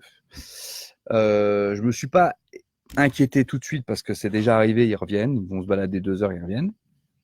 Je ne les trouvais pas, hein, je suis allé les chercher, je les trouvais pas parce qu'ils courent, ils savent que je suis derrière, donc ils vont très loin pour me semer. Et donc, j'attends. Et puis, Joker rentre à 23 heures et pas Marly. Et Marly rentre pas, et elle rentre pas, et elle rentre pas, et elle rentre pas le matin, et elle rentre pas le lendemain. Et là, on commence à faire des affiches partout, des annonces sur Internet, à aller voir les pompiers, la gendarmerie, les chasseurs. Les chasseurs, parce que les chasseurs sont dans la forêt. Donc, pour leur demander d'arrêter de tuer les animaux. Et puis, aussi, s'ils voyaient mon chien, de nous prévenir. Donc, voilà. Et on n'avait pas de nouvelles. Et puis, il se trouve que je partais en déplacement. Non, je partais en vacances, vous dire la vérité. Je partais 2 semaines en vacances à la fin de la semaine en Indonésie. Donc, j'en étais malade, je ne savais pas quoi faire. Est-ce que j'annule mes billets, etc. Et puis, j'avais des gens sur place au cas où elle reviendrait. Donc, je pars à contre-cœur en Indonésie. J'en étais vraiment, vraiment, j'ai failli annuler. Puis, je me suis dit, de toute façon, elle n'est pas là. Donc, si elle revient, voilà, on le saura et on aura quelqu'un pour aller la rechercher. Donc, je suis parti. Et une nuit à 2 heures du matin, donc il était je sais pas quelle heure en France, mais pas la, voilà.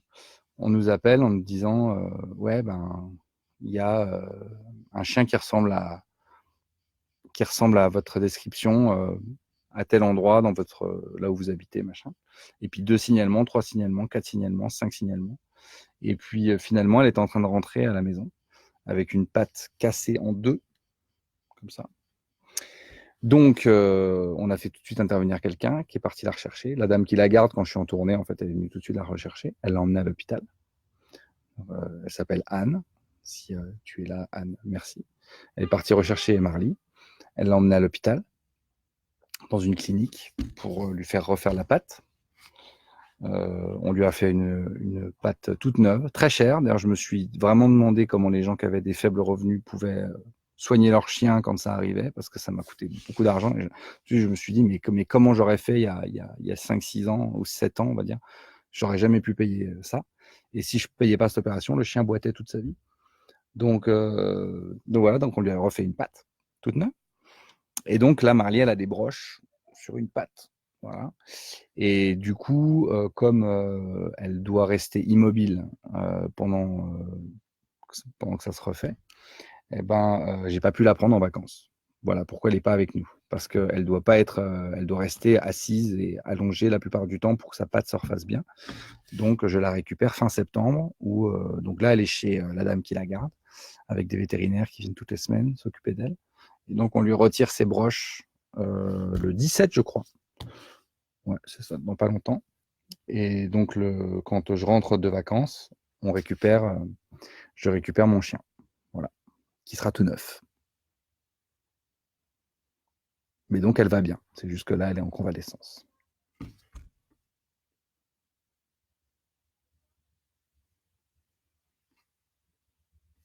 Y aura-t-il une date au Mans? Il y a déjà une date au Mans. Elle est ouverte, la date au Mans. Oui.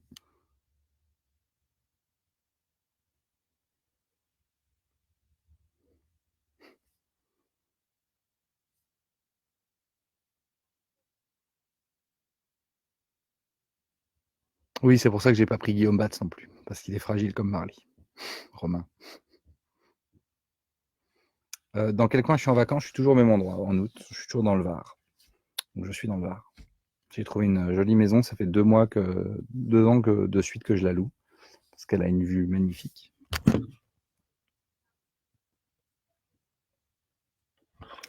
Parce qu'il n'y a personne. Donc, je suis tout seul. Je suis caché. On ne sait pas où je suis. À moins d'avoir un hélicoptère.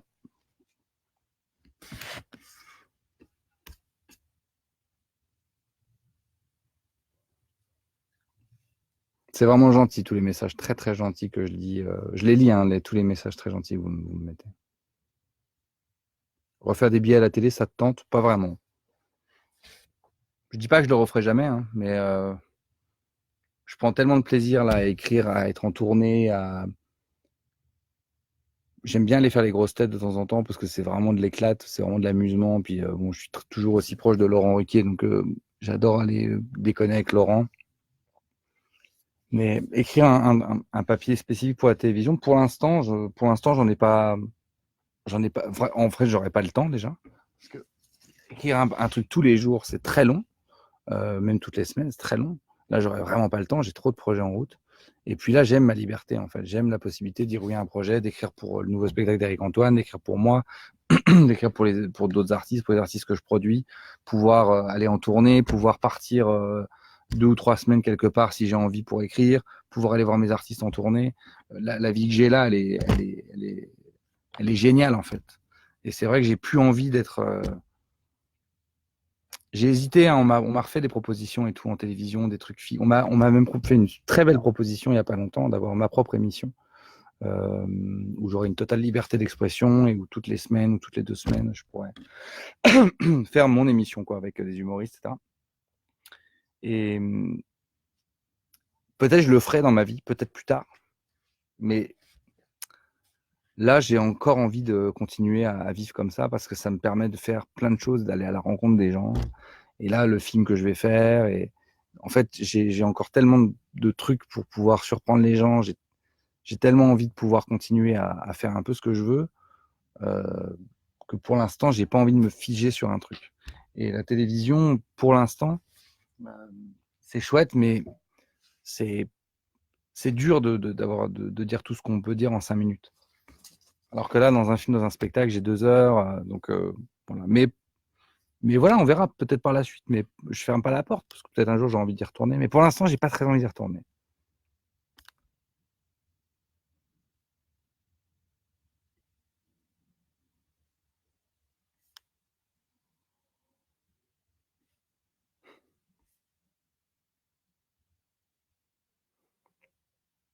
Allez, je fais encore 10 minutes avec vous, et après je vais manger. Grande liberté d'expression à la télé pour toi, impossible maintenant. Si, si, c'est toujours possible d'avoir la liberté d'expression. D'ailleurs, Vent de pièces est diffusé sans une coupe. Les dieux impossibles sont pas coupés. Alléluia bordel, c'est pas coupé. Moi, je vais dans les émissions, je dis vraiment ce que je veux. C'est pas vrai qu'il n'y a pas de liberté d'expression. C'est vrai qu'il faut se battre pour l'avoir. C'est vrai que parfois on est censuré, comme Laura. Laura a été censurée la dernière fois sur France 2, mais elle n'a pas été censurée ailleurs.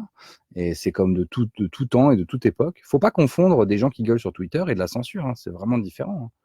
C'est vraiment, vraiment différent. Les gens disent on peut plus rien dire, mais c'est pas. Alors, souvent, les gens qui disent ça, déjà, sont des gens qui ont fait une mauvaise vanne à la télé et qui se font insulter sur Internet. Alors ça, c'est pas de la liberté d'expression. Ça, c'est de l'ego de quelqu'un qui a fait une mauvaise vanne et qui se fait insulter. Mais ça, c'est pas de la liberté d'expression. S'il n'y avait pas eu de liberté d'expression, tu l'aurais pas faite ta vanne. Donc, il y a la liberté d'expression. Il faut se battre. Il faut montrer qu'on est capable de s'en servir correctement. Mais je rappelle toujours, hein, Coluche était censuré à Europe 1, à RMC, Renault était censuré à la radio, Hexagone, ça passait pas en radio. Il faut vraiment arrêter de croire qu'il y a moins de liberté d'expression. Je crois qu'il y a juste plus de moyens d'expression, et donc il y a plein de gens qui peuvent donner leur avis alors qu'avant ils ne donnaient pas. Je veux dire, avant, tu avais 3 chaînes de télé, tu faisais un sketch, la seule possibilité qu'avaient les gens pour gueuler, c'était d'écrire un courrier. Alors évidemment, tu n'en entendais pas parler. Maintenant, tu as les réseaux sociaux. Et les journalistes, comme ils savent plus quoi écrire, écrivent aussi sur les réseaux sociaux. Donc tu as 100 mecs qui vont insulter un gars, ça fait 100 articles. Alors évidemment, tu as l'impression que machin. Mais si tu le sais, si tu l'as entendu cette vanne, si tu as entendu les gens gueuler, c'est une totale liberté d'expression. Tu as un mec qui a fait une mauvaise vanne sur une chaîne et tu as plein de gens qui gueulent sur cette vanne. Ah bon. Et la presse parle de cette vanne. C'est que de la liberté d'expression. C'est que des gens qui parlent, tout ça.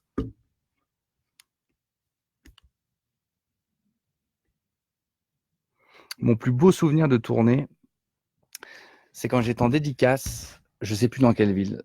Si cette petite fille se reconnaît, je suis désolé, je me souviens plus de la ville, je me souviens plus de rien. Mais j'étais en dédicace. Et puis il y a une dame qui vient avec une petite fille qui était très belle, petite fille aveugle, une petite, je me rappelle, elle était blonde, elle était magnifique. Une petite fille, je sais pas quel âge elle avait, peut-être 10 ans, je sais pas. Donc elle était aveugle et qui vient avec son grand frère, qui avait 2-3 ans de plus, je crois. Et alors elle s'approche de la table de dédicace et puis je sais plus comment on démarre la conversation. Et puis je lui dis, t'as vachement de chance d'être aveugle. Alors elle rigole, elle me dit ah bon pourquoi j'ai de la chance? Je dis parce qu'au moins tu vois pas la gueule de ton frère. Donc la petite fille éclate de rire, la mère aussi, le frère aussi, enfin, tout le monde a beaucoup rigolé. Et puis, la petite fille, elle me dit: «Est-ce que je peux te toucher le visage?» Je dis: «Oui». Alors, je me mets à genoux, parce qu'elle était petite, puis alors elle me touche le visage comme ça et elle m'a dit: «Tu es aussi beau qu'à la télé». Et cette phrase même là, en reparlant, ça m'émeut vachement. Et là, j'ai dû, je crois que c'est une des premières fois où j'ai dit: «On fait une petite pause» et je suis allé, j'ai un petit peu pleuré, puis je suis revenu. Et même là, d'en reparler, ça m'émeut un peu.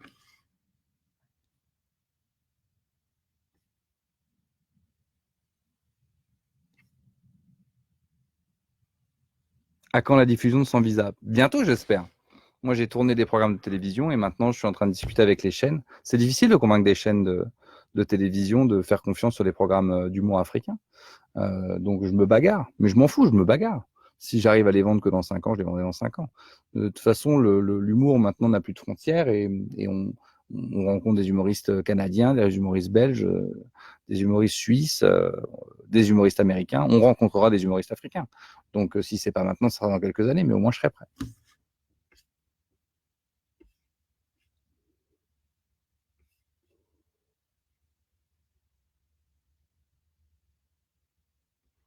Est-ce que je vais parler de la maladie de l'alcoolisme dans le prochain spectacle? Oui, je vais en parler.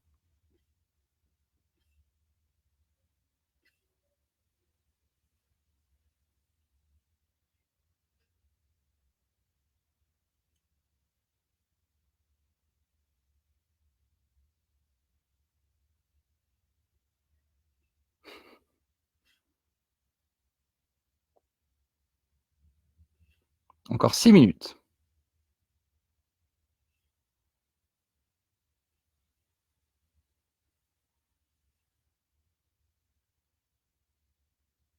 Viens-tu à Orléans? Oui, je vais venir à Orléans.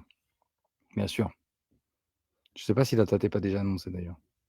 Le 5 septembre, on va de toute façon annoncer, on va vous livrer la nouvelle affiche. Et puis, on va vous dévoiler la nouvelle affiche et annoncer d'autres dates. Donc, il y a de très fortes chances. Et encore une fois, on va annoncer d'autres dates. Ça ne veut pas dire qu'il n'y en aura pas d'autres. Il y en aura encore d'autres, mais on les annonce petit à petit.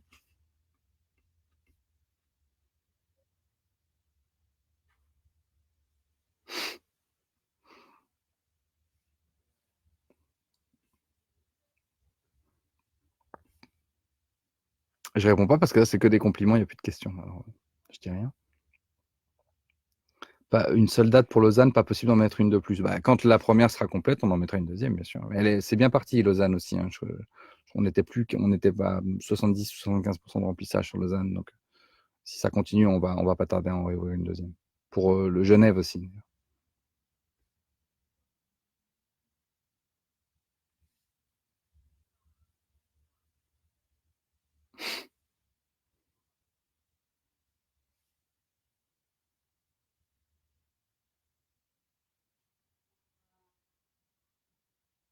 J'espère te rencontrer en vrai. Bah, viens voir le spectacle.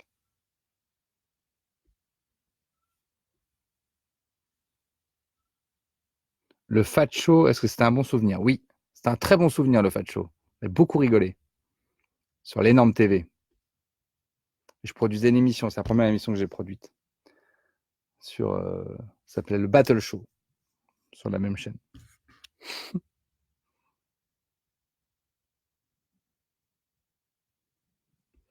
Bonsoir Jérémy, je ne connais pas encore tes spectacles et je suis tombé par hasard sur ton live avec Joker. Et depuis, je suis fan de toi. Je ne sais pas si je dois bien ou hyper mal le prendre, ce commentaire. Je vais choisir de bien le prendre. Mais savoir que tu es fan de moi sans avoir vu mes spectacles, juste parce que tu as vu mon chien ramener un caillou, c'est une sensation, je ne sais pas comment la... Il y aura un avant-après.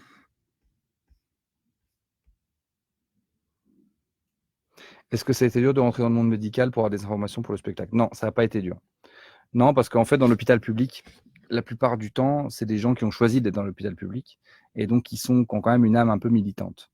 Et du coup, ça n'a pas été très compliqué de trouver des gens qui m'ont ouvert des portes, qui m'ont donné des informations, qui m'ont parlé, qui ont témoigné. Ça n'a pas été très compliqué. J'espère que j'arriverai à être fidèle à ce qu'ils m'ont raconté et à la confiance qu'ils m'ont donnée. Mais ça n'a pas été très compliqué. Et j'ai rencontré des gens très humains, très ouverts. Franchement, le personnel soignant, c'est une magnifique rencontre. J'ai trouvé beaucoup d'humanité à l'hôpital, beaucoup de, enfin, Vraiment, j'ai été très ému.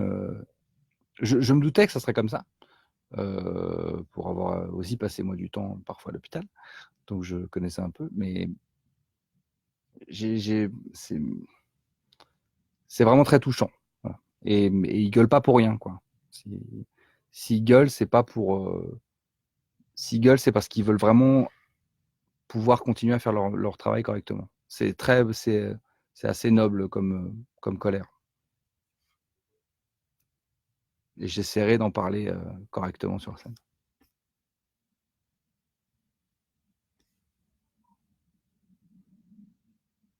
Si on meurt avant ton spectacle, est-ce que les places sont remboursées? Non.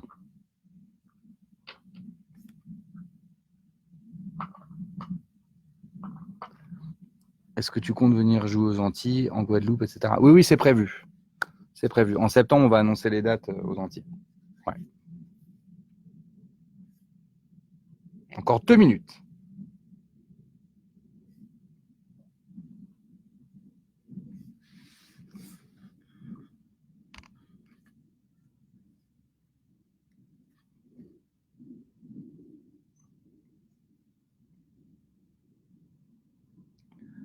Il y a Joker qui chouine derrière. Qu'est-ce que tu veux?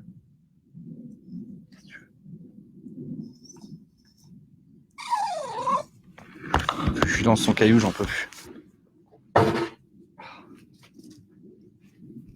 Je peux plus de son caillou. Allez, une dernière question. Et on va tous manger. Pas tous ensemble. Ouais.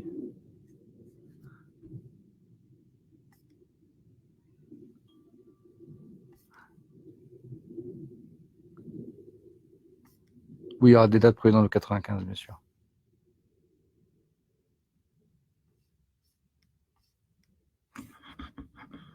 Je suis en train de me faire défoncer par les moustiques. Encore plus avec cette lumière. Non.